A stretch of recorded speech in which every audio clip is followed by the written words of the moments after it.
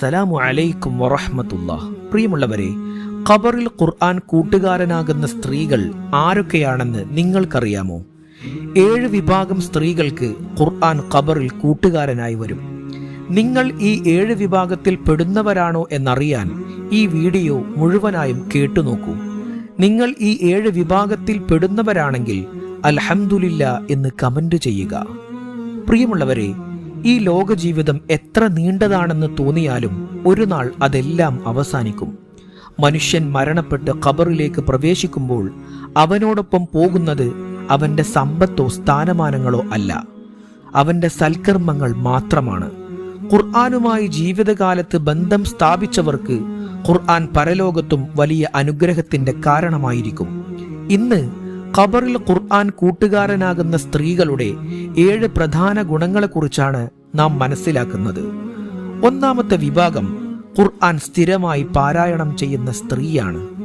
ഖുർആൻ ഇടയ്ക്കിടെ മാത്രം വായിക്കുന്നതല്ല, ദിവസേന കുറച്ചെങ്കിലും പാരായണം ചെയ്യാൻ ശ്രദ്ധിക്കുന്ന സ്ത്രീയാണ് ആദ്യ വിഭാഗം. ദിവസവും ഖുർആനുമായി ബന്ധം നിലനിർത്തുന്ന ഹൃദയത്തിന് അള്ളാഹു പ്രത്യേക അനുഗ്രഹങ്ങൾ നൽകുന്നു.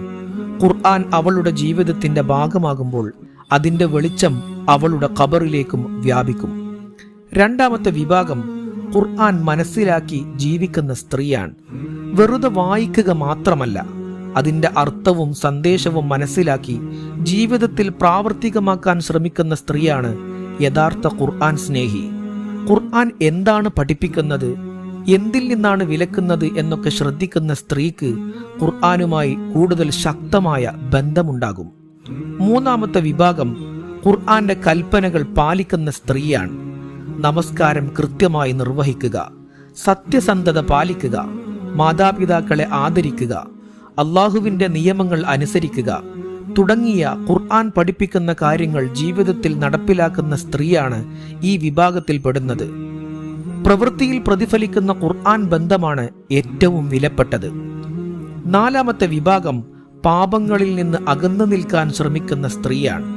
മനുഷ്യർക്ക് തെറ്റുകൾ സംഭവിക്കാം, എന്നാൽ തെറ്റുകൾ തിരിച്ചറിഞ്ഞ് അള്ളാഹുവിനോട് മാപ്പ് തേടുകയും വീണ്ടും അതിലേക്ക് മടങ്ങാതിരിക്കാൻ പരിശ്രമിക്കുകയും ചെയ്യുന്ന സ്ത്രീ അള്ളാഹുവിന് പ്രിയപ്പെട്ടവളാണ്. ഖുർആന്റെ ഉപദേശങ്ങൾ അവളെ പാപങ്ങളിൽ നിന്ന് അകറ്റി നിർത്തും. അഞ്ചാമത്തെ വിഭാഗം ഖുർആൻ പഠിപ്പിക്കുകയും പഠിക്കുകയും ചെയ്യുന്ന സ്ത്രീയാണ്. സ്വയം ഖുർആൻ പഠിക്കുന്നതോടൊപ്പം മക്കൾക്കും കുടുംബാംഗങ്ങൾക്കും മറ്റുള്ളവർക്കും ഖുർആൻ പഠിപ്പിക്കാൻ ശ്രമിക്കുന്ന സ്ത്രീക്ക് വലിയ പ്രതിഫലമുണ്ട്. ഒരാളിലൂടെ മറ്റൊരാൾ ഖുർആൻ പഠിക്കുമ്പോൾ അതിന്റെ പ്രതിഫലം തുടർന്നുകൊണ്ടേയിരിക്കും. ആറാമത്തെ വിഭാഗം ഖുർആൻ പാരായണം ചെയ്യുന്നത് കേൾക്കാൻ ഇഷ്ടപ്പെടുന്ന സ്ത്രീയാണ്. ഖുർആൻ പാരായണം കേൾക്കുമ്പോൾ ഹൃദയം വിനയപ്പെടുകയും കണ്ണുകൾ നിറയുകയും ചെയ്യുന്ന സ്ത്രീയുടെ ഹൃദയത്തിൽ ഖുർആന് പ്രത്യേക സ്ഥാനമുണ്ട്. ഖുർആനോടുള്ള ഈ സ്നേഹമാണ് അവളെ കൂടുതൽ നന്മകളിലേക്ക് നയിക്കുന്നത്. ഏഴാമത്തെ വിഭാഗം അള്ളാഹുവിന്റെ പ്രീതി മാത്രം ലക്ഷ്യമാക്കുന്ന സ്ത്രീയാണ്. ജനങ്ങളുടെ പ്രശംസക്കോ അംഗീകാരത്തിനോ വേണ്ടിയല്ല, അള്ളാഹുവിന്റെ തൃപ്തി മാത്രം ലക്ഷ്യമാക്കി ഖുർആൻ വായിക്കുകയും അതനുസരിച്ച് ജീവിക്കുകയും ചെയ്യുന്ന സ്ത്രീയാണ് ഏറ്റവും വലിയ ഭാഗ്യവതി. അവളുടെ എല്ലാ പ്രവർത്തനങ്ങളുടെയും പിന്നിൽ ഇഖ്ലാസ് ഉണ്ടായിരിക്കും. പ്രിയമുള്ളവരെ, ഖുർആൻ നമ്മുടെ വീടുകളിൽ സൂക്ഷിക്കാൻ മാത്രമുള്ള ഒരു ഗ്രന്ഥമല്ല, അത് നമ്മുടെ ജീവിതത്തെ നയിക്കാനുള്ള മാർഗദർശനമാണ്. ഖുർആൻ വായിക്കുകയും മനസ്സിലാക്കുകയും അതനുസരിച്ച് ജീവിക്കുകയും ചെയ്യുന്ന സ്ത്രീകൾക്ക് അള്ളാഹുവിന്റെ കരുണയാൽ ഖബറിലും പരലോകത്തും വലിയ അനുഗ്രഹങ്ങൾ ലഭിക്കും. അതുകൊണ്ട് നാം എല്ലാവരും ഖുർആനുമായി നമ്മുടെ ബന്ധം കൂടുതൽ ശക്തമാക്കാൻ പരിശ്രമിക്കണം. അള്ളാഹു നമ്മെയും നമ്മുടെ കുടുംബങ്ങളെയും ഖുർആനുമായി ബന്ധമുള്ള ആളുകളിൽ ഉൾപ്പെടുത്തി അനുഗ്രഹിക്കട്ടെ.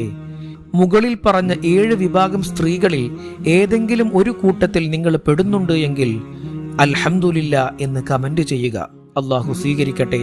അസ്സലാമു അലൈക്കും വറഹ്മത്തുള്ളാഹി.